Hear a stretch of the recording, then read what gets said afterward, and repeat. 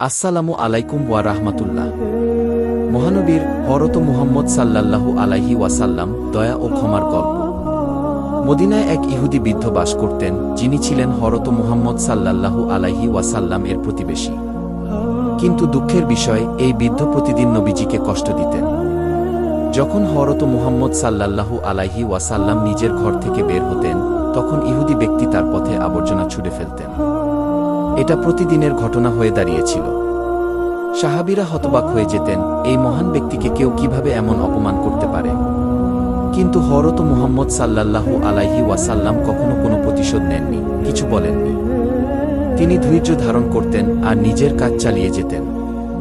একদিন হযরত মুহাম্মদ সাল্লাল্লাহু আলাইহি ওয়াসাল্লাম ঘর থেকে বের হলেন, কিন্তু সেদিন তার পথে কোনো আবর্জনা ছিল না। তিনি একটু থমকে দাঁড়ালেন। ভাবলেন, আজ সে কিছু ফেলেনি, নিশ্চয়ই অসুস্থ হয়েছে কি। এরপর তিনি সেই ইহুদি বৃদ্ধের বাড়ির দরজায় গিয়ে কড়া নাড়লেন। বৃদ্ধ জিজ্ঞেস করলেন, কে?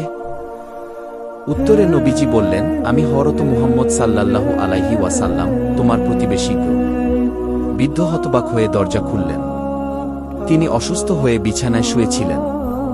কাপা কণ্ঠে বললেন, তুমি আমার খোঁজ নিতে এসেছ, অথচ আমি তোমাকে প্রতিদিন কষ্ট দিতাম। হযরত মুহাম্মদ সাল্লাল্লাহু আলাইহি ওয়াসাল্লাম কোমলভাবে বললেন, তুমি আজ আমার পথে কিছু ফেলোনি, তাই বুঝলাম তুমি অসুস্থ। এজন্যই খোঁজ নিতে এসেছি। এই কথা শুনে বৃদ্ধের চোখে অশ্রু চলে এলো। তিনি বিছানা থেকে উঠে বসলেন এবং বললেন, তোমার চরিত্র সত্যি আল্লাহর প্রেরিত নবীর মতো। আমি সাক্ষ্য দিচ্ছি, তুমি আল্লাহর রাসূলকে। তিনি কালিমা পাঠ করে ইসলাম গ্রহণ করলেন। আশহাদু আল্লা ইলাহা ইল্লাল্লাহু ওয়া আশহাদু আন্না মুহাম্মাদান আবদুহু ওয়া রাসূলুহুকে। ঘটনার শিক্ষা। এটি ছিল হযরত মুহাম্মদ সাল্লাল্লাহু আলাইহি ওয়াসাল্লাম এর জীবন থেকে এমন একটি শিক্ষা, যা আজকের যুগেও সমান প্রাসঙ্গিক। তার দয়া, ক্ষমা ও সহানুভূতি শুধুই ভাষায় নয়, কাজে প্রমাণিত হয়েছে। এইরকম ইসলামিক শিক্ষণীয় আকর্ষণীয় ভিডিও পাওয়ার জন্য আমার চ্যানেলটি সাবস্ক্রাইব করে পাশে থাকুন। ধন্যবাদ। হাদিস ও ইতিহাসের ভিত্তি। এই ধরনের ঘটনা বিভিন্ন সিরাত গ্রন্থে, যেমন সিরাতে ইবনে হিশাম এবং সিরাতে হালবিয়া এবং হাদিস সাহিত্যে ইমাম গায়জালির ইহয়া উলুমিদ্দিনের দয়া ও সদ্ব্যবহারের অধ্যায়ে দুর্বল ছন্দে বর্ণিত হয়েছে।